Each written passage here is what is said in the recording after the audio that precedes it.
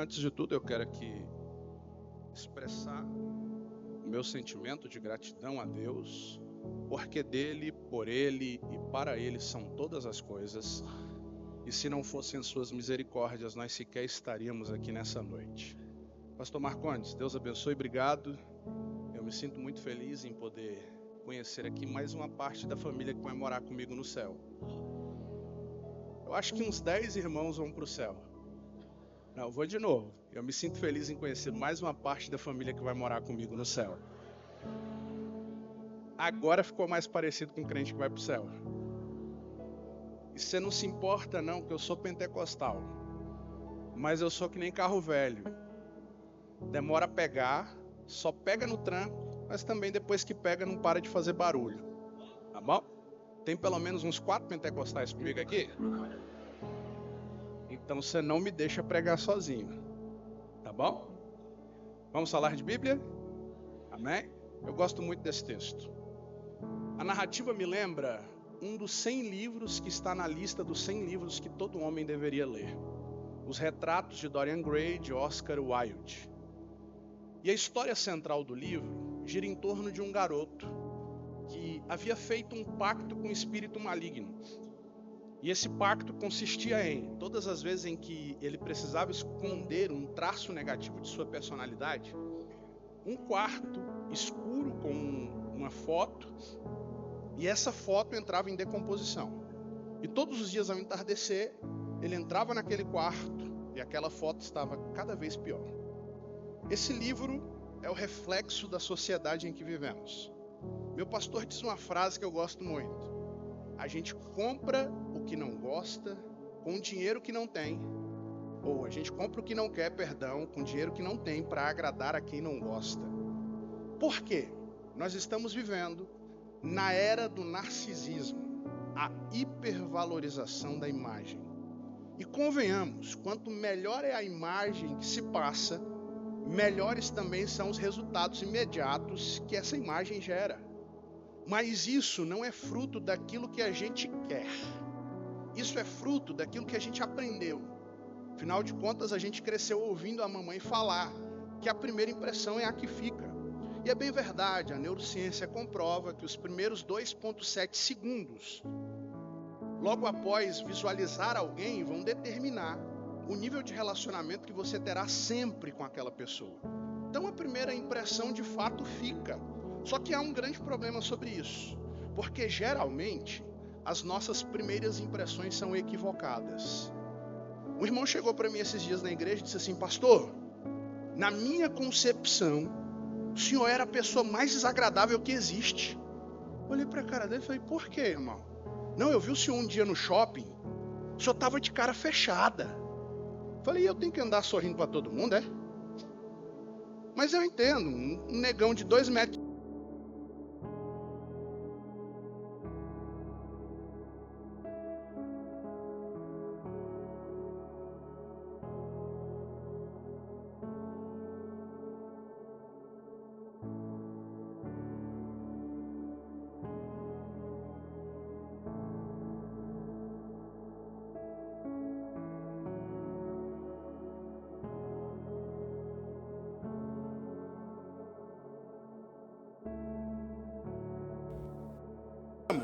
Especialistas em rotular pessoas. E rotular nada mais é do que definir alguém pela primeira impressão que você teve sobre esse alguém. E eu sei que você deve estar se perguntando: o que isso tem a ver com o texto que ele leu? Tudo. Olha só o que o texto vai dizer. Jacó. E eu vou te provar agora que tem tudo a ver com o texto. O que quer dizer o nome de Jacó? Vai lá, eu sei que você conhece a Bíblia, me ajuda aí. Suplantador, mentiroso, enganador, trapaceiro. Só que não. Nada disso é o significado do nome de Jacó. O nome dele no hebraico é Iaquev.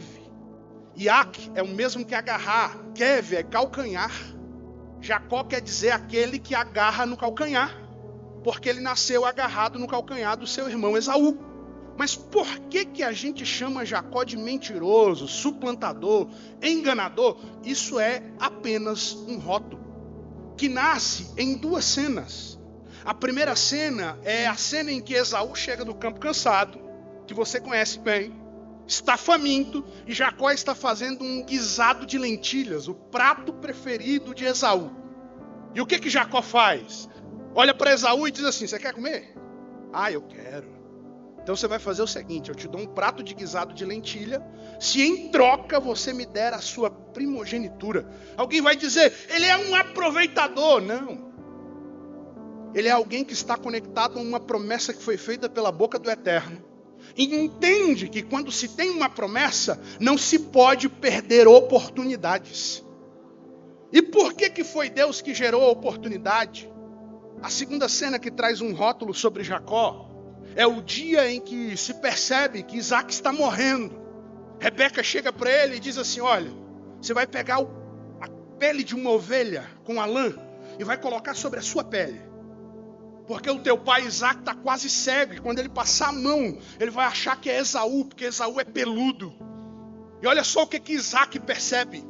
Ele coloca a mão sobre o braço e ele diz: olha, a pele e os pelos parecem de Esaú, mas a voz é de Jacó.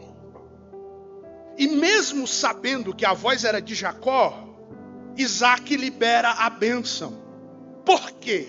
Gênesis capítulo 25, verso 23.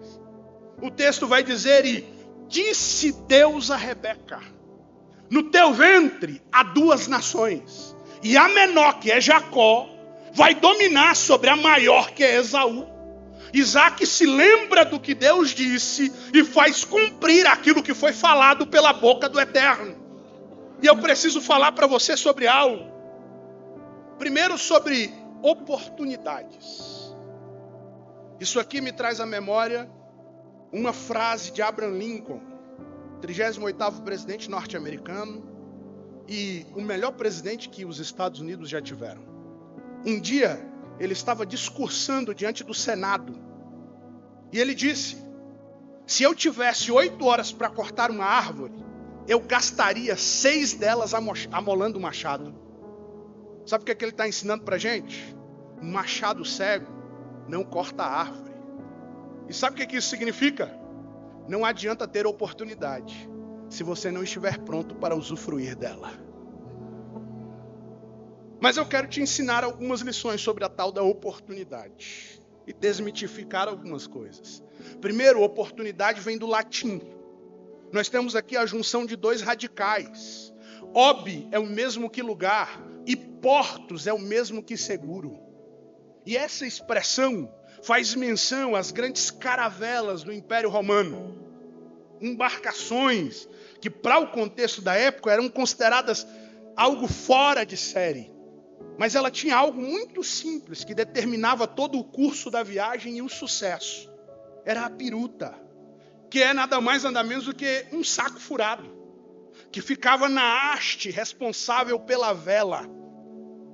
E ela serve para que o comandante da embarcação consiga identificar tanto a velocidade quanto a direção do vento. E sabe o que é mais interessante? Que o comandante da embarcação, ele issa a vela de maneira que ela fique no sentido contrário do vento. Porque é o vento contrário quem conduz a embarcação em direção ao porto. E quanto maior é a intensidade do vento contrário, maior é a velocidade que o barco volta para o lugar seguro. Algumas pessoas entenderam, eu vou explicar para você liberar um grito de glória. Eu não sei qual é a intensidade do vento contrário que está soprando, mas eu preciso ser profeta de Deus para te dizer que quanto maior for a intensidade do vento, maior vai ser a velocidade que ele vai te fazer caminhar em direção ao lugar que Deus reservou para a tua vida. Quem recebe essa palavra, libera um grito de adoração para ele aí, vai! Amarana Soriamanaité. Outra lição que eu aprendo sobre a oportunidade, me rememora um tempo da minha vida. Durante 10 anos da minha vida eu trabalhei com aviação. E eu tive o desprazer de trabalhar com o Lula e com a Dilma. Alguns amigos me perguntam, por que você não fez? Você teve oportunidade. a gente não estaria passando por esse problema hoje, né? Alguns dizem, o amor venceu. Eu estou com saudade do ódio porque ele era mais barato. Aí você deve estar pensando, pastor, eu votei no Lula. Não tem problema. Depois do culto você faz uma fila que eu vou fazer uma sessão do descarrego. Problema resolvido. Tem uma irmã ali que está de cara fechada, eu já sei que você é lulista. Tá em paz. Mas eu trabalhei 10 anos ali. E um dia, um comandante do avião presidencial, conversando comigo, me explicou algo. Eu fui para a cabine, eu era comissário de bordo, fui servi-lo um café. Ele olhou para mim e falou assim, Oliveira. Eu falei, pois não, comandante. Você sabe por que a gente está voando tão alto? Eu falei, não. Falou assim, é porque o vento é contrário. Eu falei, não entendi. Falou assim, quanto maior é a intensidade do vento contrário, mais alto é o voo que a aeronave pode alçar. O teu voo depende do vento contrário. É por isso que Deus te submete a tantas provações. Quanto maior é a provação, mais alto é o voo. Eu vou falar para você que eu tenho medo. Sempre que alguém chega para mim dizendo, assim diz o Senhor, você vai viver algo muito grande. Eu olho para o céu e digo, misericórdia. Porque se vai ser grande aquilo que Deus vai fazer, é sinal de que a aprovação também vai ser. E hoje meu pastor disse algo que eu achei interessante. Deus te conta o final da história, mas Ele não te conta o meio dela. Porque Ele sabe que se Ele te falar do processo, você não vai querer o resultado. Só que tem um detalhe. Uma vez que Deus fala, Ele não volta atrás naquilo que fala. Outra coisa que eu aprendo sobre oportunidade é que Deus não desperdiça oportunidades. A gente tem uma máxima popular de acreditar que a oportunidade só bate uma vez na nossa porta. Isso aqui é uma inverdade. Porque dá para a gente a sensação de que é possível perder oportunidades. E se eu acreditar que é possível perder oportunidades, é sinônimo de acreditar que Deus erra. Porque as oportunidades são criadas por Deus. E Deus não desperdiça oportunidade. Sabe o que isso quer dizer? A oportunidade que vem de Deus, ela tem hora certa, ela tem dia certo, ela tem endereço, ela é nominal e intransferível.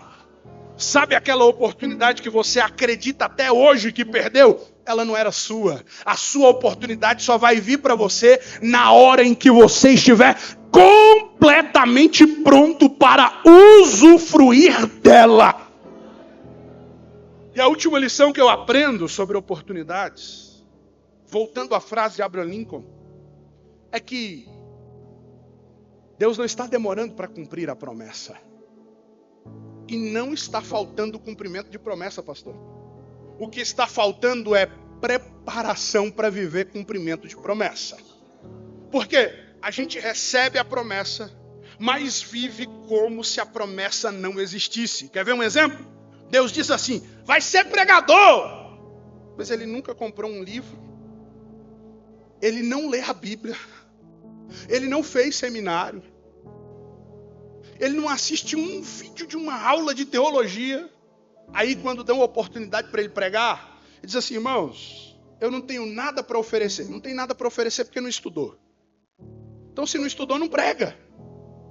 E aí quer ser pregador? Ah não, mas Deus vai me revelar. Revelação quem recebeu foi quem escreveu o texto. E o cânon está fechado. Então não vem com essa história de revelação. O máximo que Deus pode fazer é iluminar a tua mente. Mas é impossível tirar a água de poço seco. Então se você não tiver algum conteúdo para que Deus possa usar com base naquilo que você sabe, Ele não vai mostrar nada. Aí a irmã chega aqui e diz assim, irmãos, eu não ensaiei. Então se eu errar a letra ou desafinar, vocês me perdoam.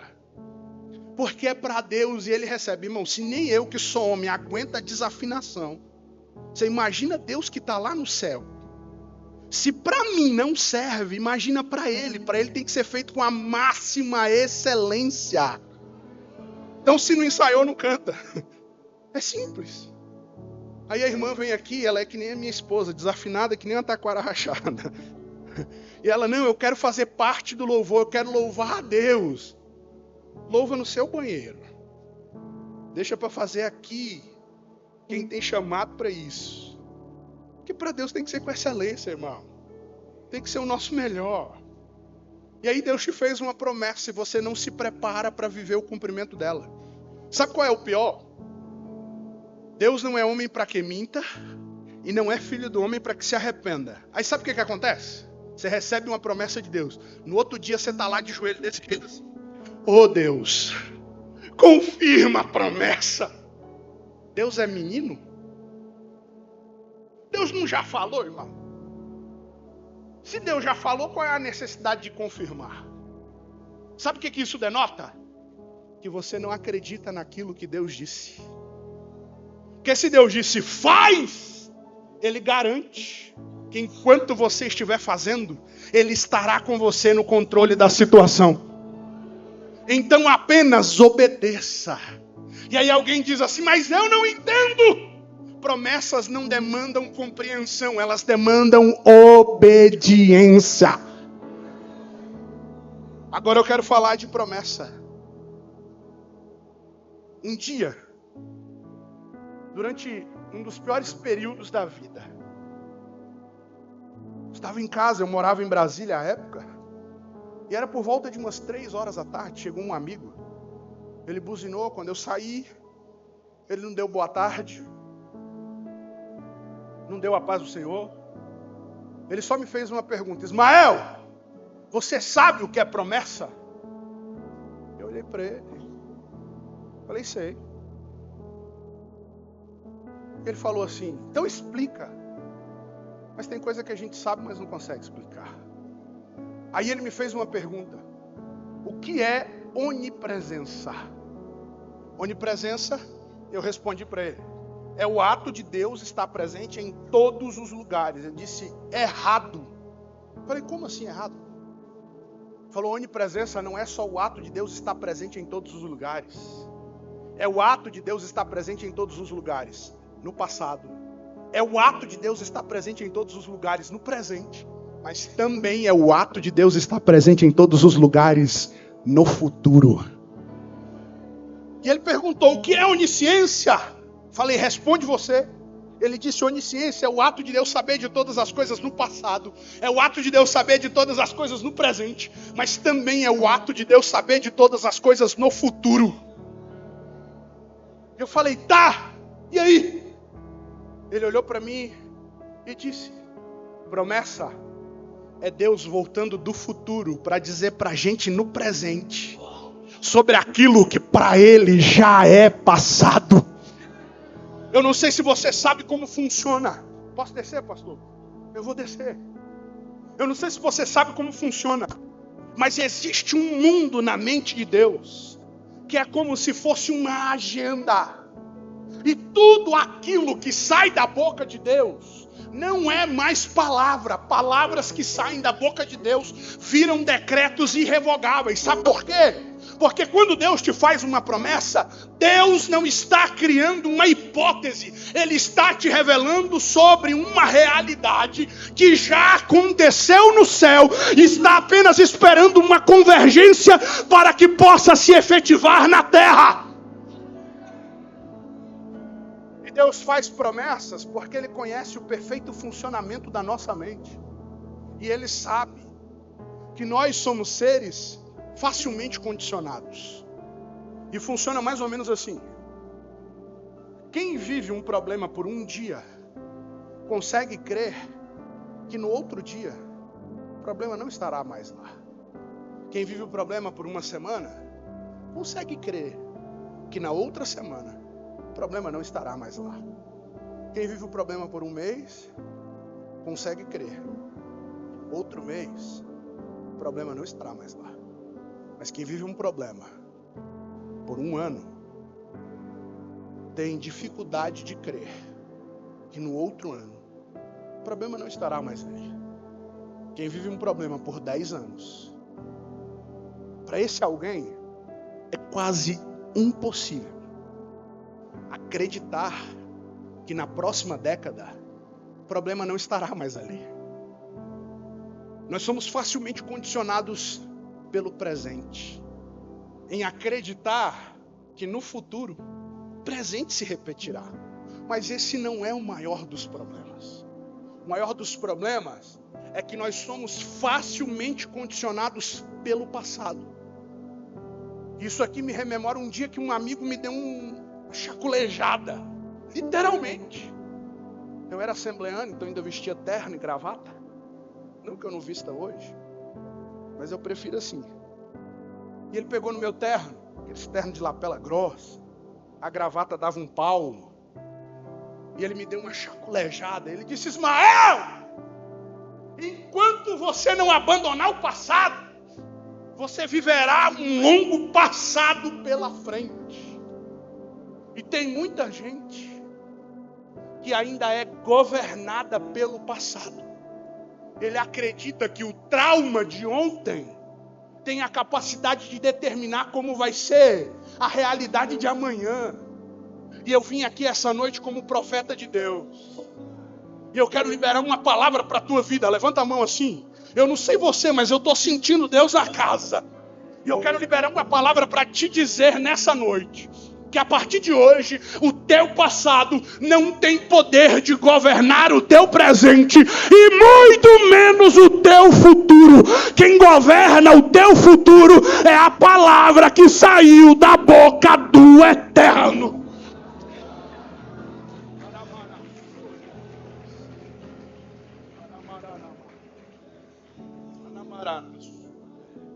E sabe por que Deus faz promessas? Para poder quebrar essa cadeia maldita do condicionamento. Deus, sabendo que a gente tem dificuldade de conseguir crer em uma perspectiva de futuro diferente da do nosso presente, faz promessas para revelar para você. Você pode até não ter perspectiva na terra, mas eu estou te entregando a perspectiva do céu. Você pode até não conseguir crer, porque a terra está dizendo não. Mas você vai começar a crer, porque o céu está dizendo sim. Terceira lição que eu aprendo sobre promessa tem a ver com o fato de que, uma vez que Deus faz uma promessa, ela serve para confrontar a nossa realidade. Deus não faz promessas possíveis de serem cumpridas.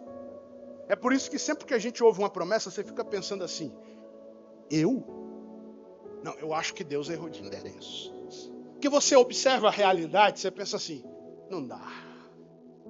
É impossível. E é mesmo.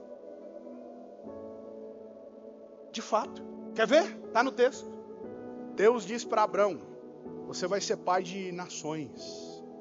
Só que tem um detalhe: Abrão é casado com Sarai, que é uma mulher velha e estéril. A promessa recai sobre Isaac. Só que Isaac é casado com Rebeca, que é uma mulher estéril. E a promessa recai sobre Jacó, que é casado com Raquel, uma mulher estéril.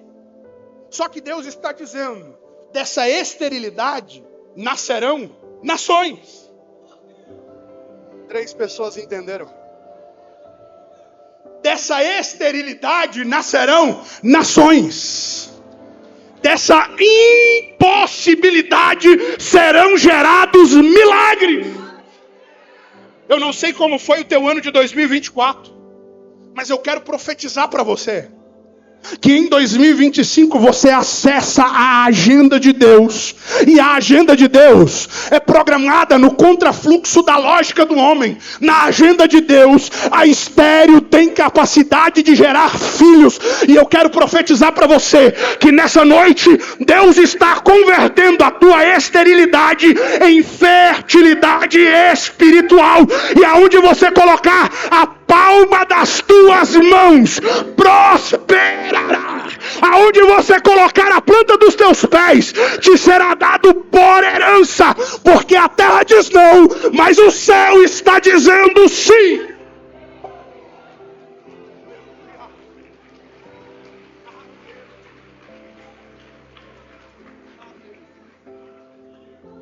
Abre aí sua Bíblia, por gentileza. Josué, capítulo 21, verso 45.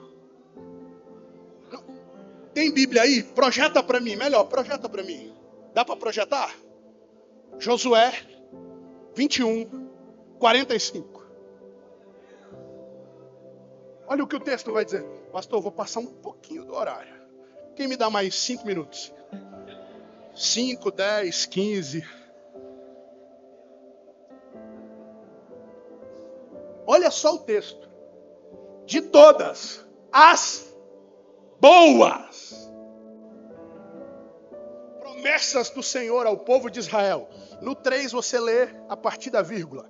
1, 2, 3. Para. Vamos voltar de novo da vírgula. 1, 2, 3. Para. Quantas falharam? Por que você prefere dar ouvido para circunstâncias do que para a promessa que Deus fez para você? Porque o texto está dizendo para mim que de todas as boas. Sabe o que isso quer dizer? Decreto ruim Deus muda, mas quando a promessa é boa, ela é irrevogável. E nenhuma promessa boa que sai da boca do Eterno deixa de se cumprir. Eu quero profetizar para você, levanta a mão. 2025 é o ano do cumprimento das promessas boas que Deus fez para você e para tua casa. Quem recebe, libera o grito. Aleluia!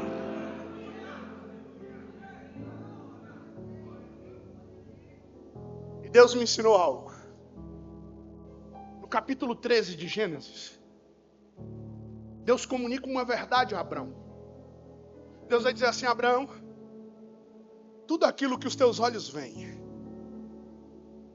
eu vou te dar por herança. Olha, e aonde houver alcance na visão. Minha esposa trabalhava no escritório em Brasília.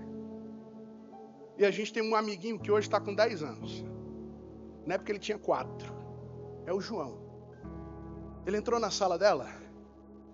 Ele disse: boa tarde, tia. Tudo bem? Criança mais educada que eu já vi na vida. Ela disse: tudo bem, meu amor. Ele olhou para ela e disse: tia, eu queria um favor. Ele: qual? Aí a minha esposa: qual? Disse: a senhora abre para mim um desenho do Hulk bem massa. Ela foi lá, pesquisou, em alta definição, abriu na tela. Ele parou diante da tela e os olhinhos dele brilhavam, o queixo caiu e ele ficou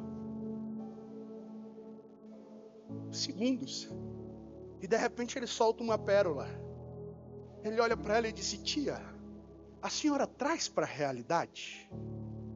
Ele queria dizer imprime. Mas no pequeno vocabulário dele, ele não encontrou essa palavra. Eu acho que ele nunca tinha ouvido ela. Ele disse: traz para a realidade. Minha esposa foi lá e imprimiu. E a cena me ensinou uma lição poderosíssima. Que Deus me disse: Ismael, você visualiza e eu trago para a realidade. Sabe o que é isso? Fé. A firme convicção das coisas que não são vistas, mas que são esperadas. A gente confunde olhar e ver. Olhar tem a ver com a capacidade dos nossos olhos de converterem imagens em informações. Ver não. Ver está conectado à visão. E visão não é natural. É a capacidade sobrenatural que Deus te dá para conceber uma realidade que ainda não existe na terra. E a fé não é mera expectativa. Ontem, estava tomando café com um casal de amigos à tarde e o meu celular tocou. Um parceiro de negócio me ligou Perguntou, e aí, como é que está a sua expectativa para 2025? Eu fui falar, a minha expectativa... O Espírito Santo me parou. E ele falou no meu coração, expectativa não, Ismael, fé. Eu perguntei assim, isso coisa rápida, por quê? Falou, porque expectativa cria hipóteses. A fé materializa realidades. E a melhor definição de fé é a que eu aprendi com o João. Enquanto você visualiza, Deus traz para a realidade. Porque tudo aquilo que você conseguir visualizar, Deus te dará por herança. Todo mundo pode estar dizendo para você, louco, louco não. Eu sou um homem de fé. Eu acredito naquilo que Deus disse piamente. E eu tenho certeza que eu vou viver cada palavra que saiu da boca dele. E eu vou te contar um testemunho e já estou encerrando. Desde os meus 8 anos eu prego. E eu sempre tive a cultura de assistir o programa do pastor Silas Malafaia na TV Bandeirantes. Hoje já tem 8 anos que eu não assisto televisão. Mas eu assisti aquele programa dele. E todas as vezes que terminava o programa, na época eu tinha cabelo, aí eu pegava a escova de cabelo e ficava na frente do espelho, pregando. E o que eu imaginava era o púlpito daquela igreja, aonde ele pregava. E eu ficava imaginando, só que era completamente impossível. Por quê? Eu sou de Santa Maria, DF. Tem alguém que conhece Santa Maria? Vocês conhecem? Então vocês sabem que de dia é Santa Maria, de noite é Ave Maria, né? Que amarra num dia para matar no outro. E eu vou falar para vocês. Durante 3 anos, Santa Maria foi classificada como a cidade mais perigosa do mundo. Porque lá morria mais gente do que em todas as guerras que existiam na época. E tinha uma rua, que era a rua que eu mais frequentava, que era carinhosamente chamada de Faixa de Gaza. Dá para você mensurar, né? Tem 300 metros de extensão, mas lá morria mais gente do que na Faixa de Gaza. E durante esse período que a cidade foi, por 3 anos, a cidade mais perigosa do mundo, eu estava no mundo. Então você pode imaginar o tanto que eu aprontei. Era impossível que se cumprisse essa palavra, ou essa visualização. Só que com 23 anos, eu estou chegando no Rio de Janeiro para pregar onde? Na igreja do pastor Silas Malafaia. Só que eu tinha esquecido da quantidade de vezes que eu preguei me imaginando. E a hora que eu cheguei no hotel, que eu olhei para o espelho, o Espírito Santo falou comigo, lembra de quando você tinha 8 anos? E eu comecei a chorar. Porque eu falei assim, eu visualizei. E hoje se cumpre aquilo que eu visualizei. Eu sei que no decorrer da caminhada, a gente perde a capacidade de visualizar algumas coisas. Que a gente vive tanta provação, que a tendência é que a gente perca a capacidade de crer.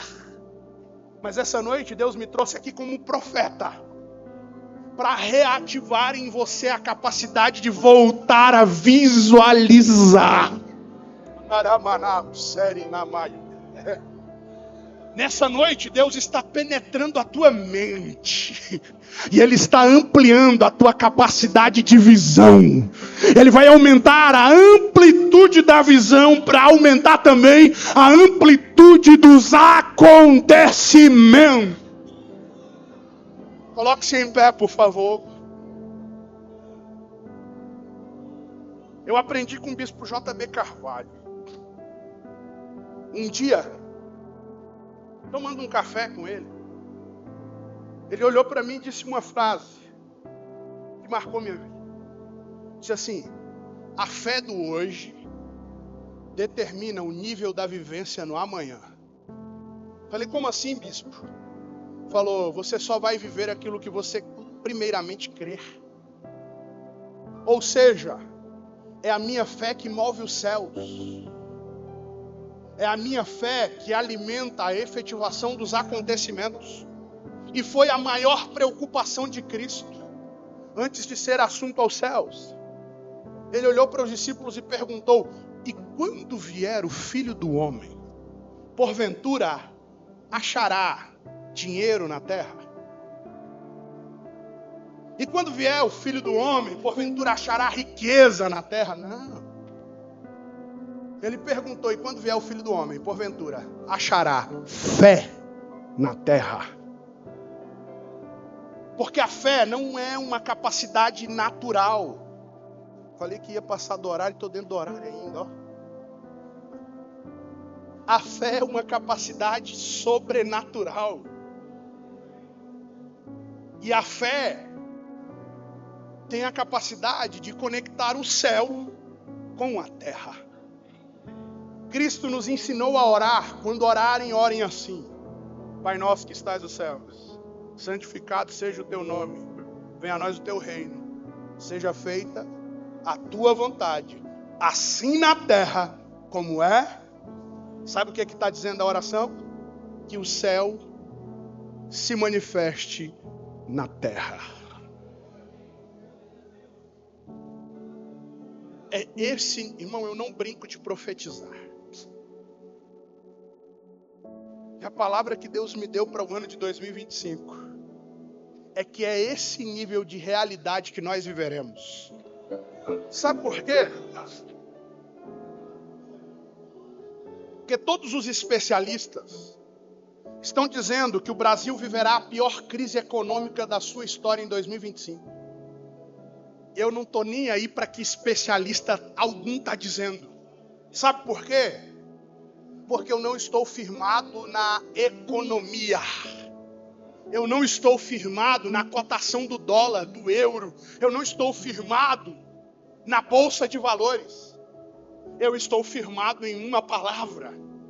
E o mundo vai entrar em crise mesmo, mas eu vou continuar em Cristo. Porque está escrito que o ímpio planta, mas é o justo que colhe. Está escrito que o ímpio trabalha, mas a prosperidade recai sobre a casa do justo. E eu quero liberar uma palavra para você enquanto, levanta a mão, enquanto o mundo estiver em crise, você viverá o melhor ano da sua vida. Vai faltar lá fora, mas dentro da tua casa vai ter abundância. Lá fora haverá pobreza, mas dentro da tua casa terá prosperidade e riqueza. Esse será o melhor ano da sua vida. Aleluia.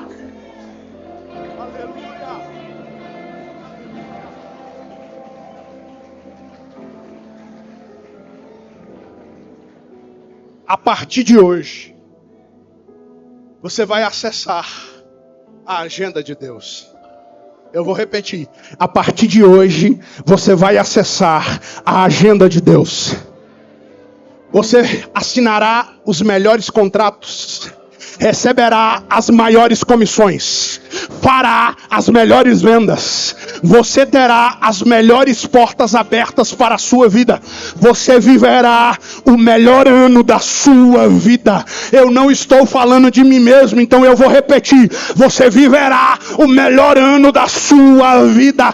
Prepare-se para viver aquilo que o olho não viu, aquilo que o ouvido não ouviu e que não desceu ao coração do homem. É o que Deus está liberando para a tua vida nessa noite.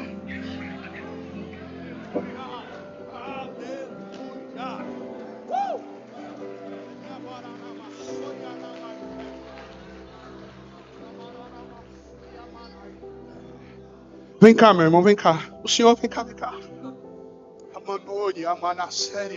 Tem óleo aí, pastor? Tem óleo? Unja as mãos do meu irmão aqui, por favor.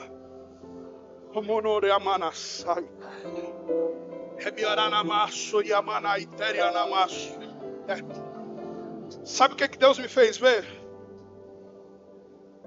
Como se um plano tivesse sido armado. Alguém arquitetou algo. E isso que foi arquitetado trouxe prejuízo para a tua casa.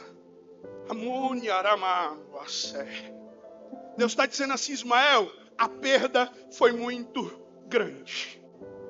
E ele tem me questionado há 1 ano e 3 meses, por que eu permiti ele passar por esse deserto? Diga a ele que eu não vou dar explicação. Mas diga a ele que eu estou nessa noite abrindo uma porta melhor do que a que se fechou. E sabe por quê? Porque o holocausto queimou como holocausto que queima com cheiro suave. A oferta foi depositada no altar. E tu disse para Deus, eu não posso, mas eu estou fazendo um sacrifício, porque eu preciso viver algo novo. E Deus está dizendo, antes que a semana se encerre, eu vou te dar um sinal da minha grandeza. E eu vou te colocar num lugar que o homem não conseguiu te colocar. Porque você ligou e você pediu, mas o homem disse, não tem como, está fechado. Mas eu estou arrebentando a porta de bronze. Eu vou te fazer entrar naquele lugar e assentar naquela cadeira.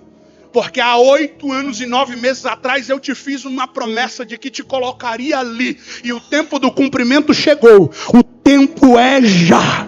O tempo é já.